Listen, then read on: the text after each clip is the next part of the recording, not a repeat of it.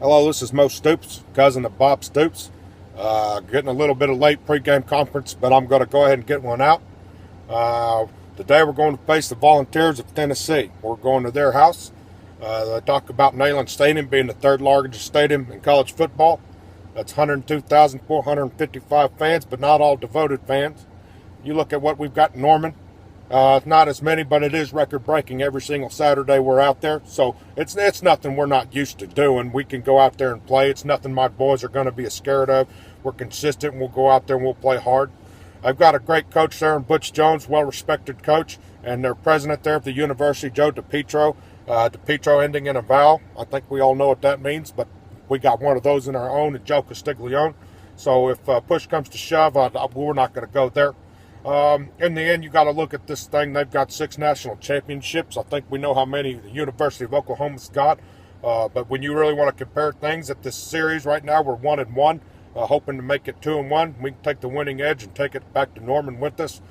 You want to look at this conference versus conference. I don't even care that you guys trying to pick me and get me. The SEC. If you want to look at it as a whole, the University of Oklahoma, we've got 8 Big 12 championships, and nobody in the SEC has any Big 12 championships, and 2 of those teams came from here.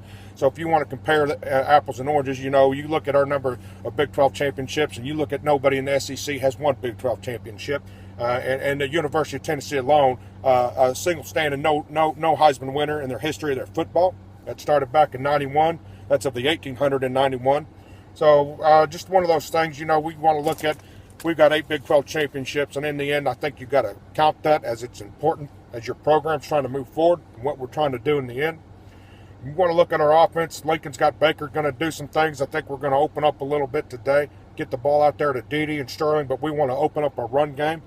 We want to get some J and Joe with some more yards than just 60 combined. That made a few of us throw up in our mouths a little bit last week. But we got to cut down on penalties, too. Penalties killed us last week, and I don't think this is a game where we can handle that many penalties.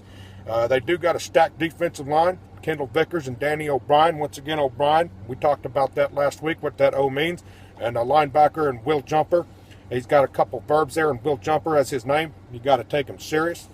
You want to switch over to the other side of the ball, quarterback Josh Dobbs. We got to keep him contained, drop him a few times in the pocket, get a few sacks on him.